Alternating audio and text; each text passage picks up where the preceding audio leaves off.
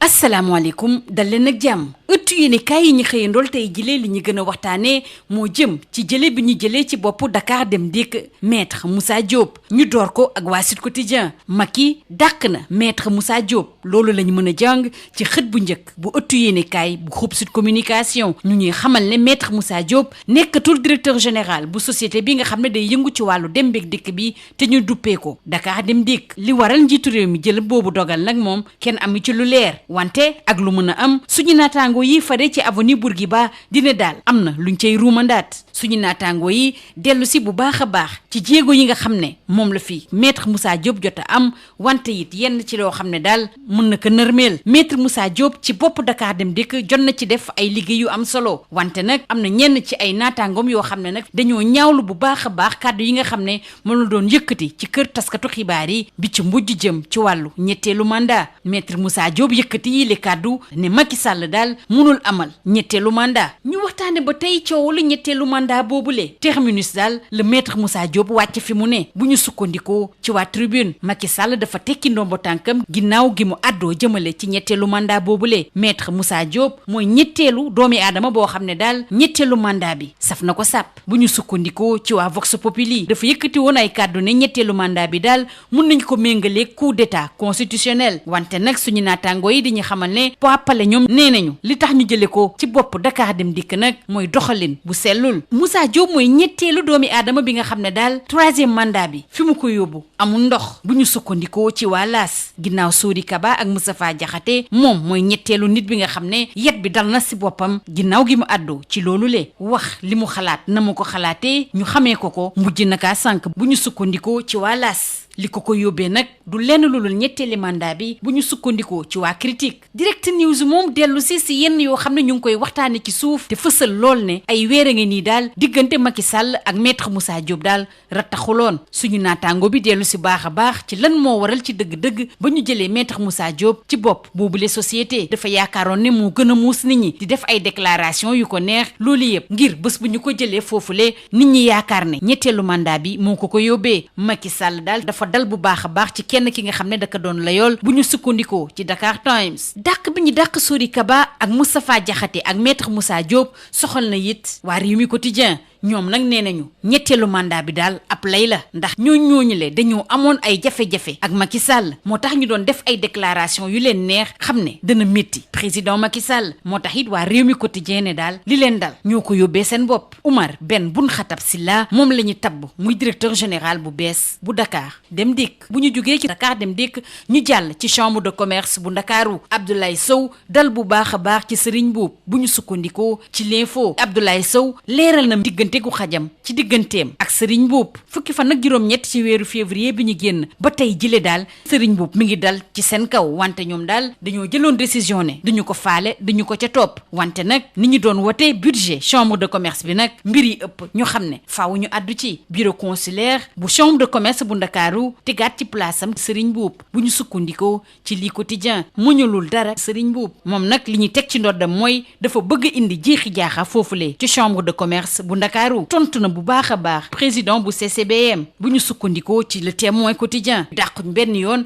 jël ab plainte teg ko ci ndodd Serigne Mboup ginnaaw ay kàddu yi nga xam ne daal moom la yëkkati kàddu yoo xam ne dafa ëpp te dara teguwu ci yoon le soleil moom waxtaane ñu ñi nga xam ne ñoo nar a jàppale sunu réew ci ñaareelu pàcc jëmale ci TER bi muy waa France BAD ak BID jiitu réew mi di président Macky Sall mi ngi ko xam le démb ci conseil des ministres ci biir conseil des ministres boobu la sax la ñuy desandi ak waa Le Soleil quartier yi nga xam ne mbënd mi da leen sonnal lool fépp ci réew mi ci defaraat leen ak tabaxaat leen la ñu jëm Les Échos di ñu waxtaani jafe-jafe yi nga xam ne moom la liggéeykat yi King Fahd Palace nekkee ci jamono ji ñu nekk ci chômage technique teg ci it weer wu ne genn wàllu seenu payoor la ñuy jot ñu xayma leen ci téeméer ak juróom-ñaar fukki liggéeykat Véronique Ndour di délégué syndical dellu si bu baax a baax ci jafe-jafe yi nga xam ne moom la ñuy jànkonteel ñu des ak Les Échos ñu nettali ñu li xew ci centre d'examen jëmale ci baccalauréat ca Pikine Est B bureau principal bi daal la ay samba booy ñëw dugg fa fas yéene faa sàcc wante nag li dal xel mooy épreuve yi nga xam ne moom la candidat yi soxla daal kenn yóbbuwu ko tribunal ubbi na ci ab l'enquête gardien bi nga xam ne moo nekk ci centre Pikine Est B moom nag ñu ngi koy déglu ci jamono ji ba xam nu mbir yi tëroo libération moom wax ñu ci wàllu jëye bi am fële ca Bambey Awa Diouf dafa faat bakkenu doomam bi nga xam ne dafa wannoon lor toll ci juróom benn weer démb lañ ko teg loxo fële ca Saly mbir yi nag mi ngi amee ginnaaw benn xuloo bu taratar jëmale ci ëmb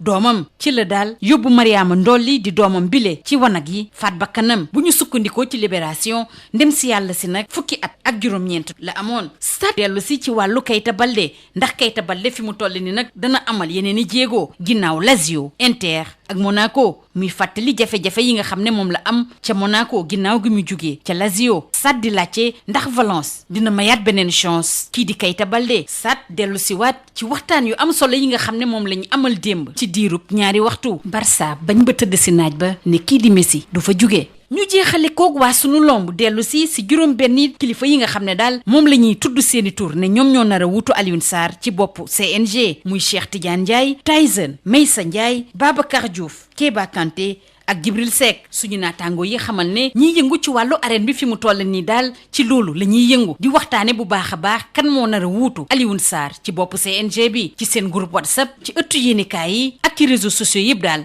lenn rek la ñuy waxtaanee mooy kan moo nar a wuutu ci dëgg-dëgg Alioune Sarr lii moo gënoon a fës ci ëttu yéenekaay yi ñu xëyandool ñu yendoog jàmm. Bonjour. Le limogeage de Maître Moussa Diop de la direction de Dakar Dem Dikk, sujet fortement relayé par la presse du jour. Direction de Dakar Dem Dikk, Macky éjecte Maître Moussa Diop. C'est le titre qui barre la une de Sud Quotidien. Le quotidien du groupe Sud Communication indique que Maître Moussa Diop n'est plus le directeur général de la société de transport public Dakar Dem Dikk. Les raisons qui ont poussé le chef de l'État Macky Sall à le démettre ne sont pas évoquées certes, mais selon le confrère de l'Avenue Bourguiba, des thèses contradictoires sont avancées. Le confrère relève les tops et flops d'un leader. Quoi qu'il en soit, Maître Moussa Diop a eu à faire des réalisations pendant sa gestion. Il est également décrié par certains de ses anciens collaborateurs à cause de ses sorties médiatiques, dont la dernière en date concerne sa position par rapport à un troisième mandat. Il a déclaré que Macky Sall ne peut pas faire un troisième mandat. Débat autour d'une troisième candidature, terminus Moussa Diop. Informe Tribune. Il a été limogé par le président Macky Sall pour avoir osé aborder la lancinante question de la troisième candidature. Maître Moussa Diop, troisième victime du tabou du troisième mandat, estime Vox Populi. Il avait qualifié le troisième mandat de coup d'État constitutionnel. Le palais met les formes en invoquant sa mauvaise gestion de Dakar Dem Dikk. Moussa Diop, troisième victime du troisième mandat, renseigne l'AS après Sori Kaba et Moustapha Diakhaté. Sa liberté de ton a fini par l'emporter, ce qui conduit l'AS à écrire Maître Moussa Diop ou l'éviction d'un récidiviste de la défiance. Il est perdu par le troisième mandat, estime critique. Terminus ou descente aux enfers, se demande le confrère. Direct News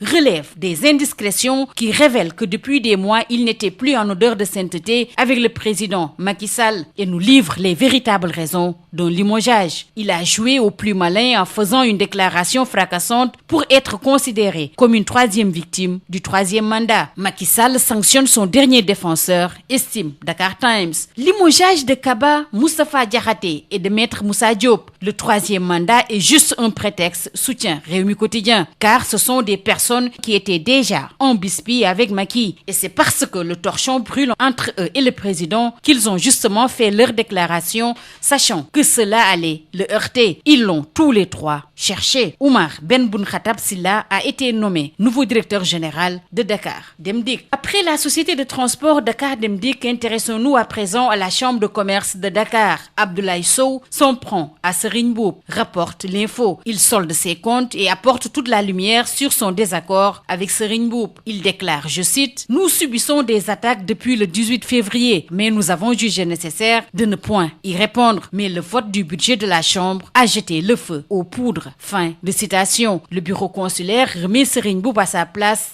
indique Le Quotidien. Il n'a pas été tendre avec Serigne Mboup, accusé de vouloir semer la zizanie à la chambre de commerce de Dakar. Le bureau de la chambre de commerce de Dakar apporte la réplique au président de CCBM. Feu sur Serigne Mboup, constate Le Témoin quotidien. Les membres du dit bureau envisagent de porter plainte contre lui pour citation abusive et diffamation. France, BAD et BID, tels sont les principaux bailleurs de la phase 2 du TER, selon Le Soleil. Le chef de l'État en a ainsi informé Le Conseil des ministres. Toujours en Conseil des ministres, Le Soleil renseigne qu'on va vers la restructuration et la rénovation des quartiers inondables. Les Échos reviennent en détail sur le chômage technique avec 50% de salaire à quelques 170 employés du King Fahd Palace. Véronique Ndour, déléguée syndicale, décrit un véritable drame social dans cet hôtel. Les Échos relatent également ce qui s'est passé au centre d'examen du bac à Pikine SB, le bureau du principal où étaient gardées les épreuves cambriolées. Les épreuves sont sauves.